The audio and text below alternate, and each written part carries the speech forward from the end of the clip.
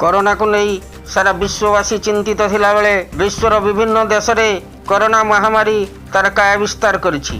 भारत वर्ष रे तथा आम ओडिशा प्रदेश रे मध्य कोरोना महामारी बेस प्रभाव देखाइछि। एही परिप्रेक्षी रे सरकार तरफ मास्क पिंधिबा को बाध्यतामूलक करा जाइथा बेले ग्रामांचल रे रही जाउथबा अनेक गरीब खटिखिया दिन मजुरिया लोक मास्क पिंधिबा प्रति सचेतन होई नथिबारु एवं आर्थिक अनाटन भितर कालातिपात करुथिबारु मास्क किनिबा पई तांको पखरे सक्षमता नहीं किंबा सचेतनता अभावरु समाने मास्क किनिबाकू बा पिंधिबाकू उचित मणि नाहंती।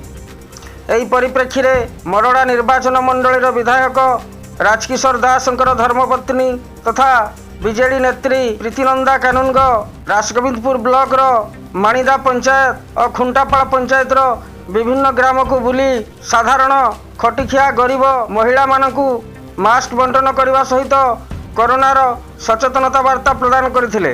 विधायकंकर धर्मपत्नीकर एभली समाजसेवा कार्य को स्थानीय अंचल रे प्रशंसा करा जाइछि। राजगोविंदपुर रमाकांत राउत का रिपोर्ट केवी मीडिया।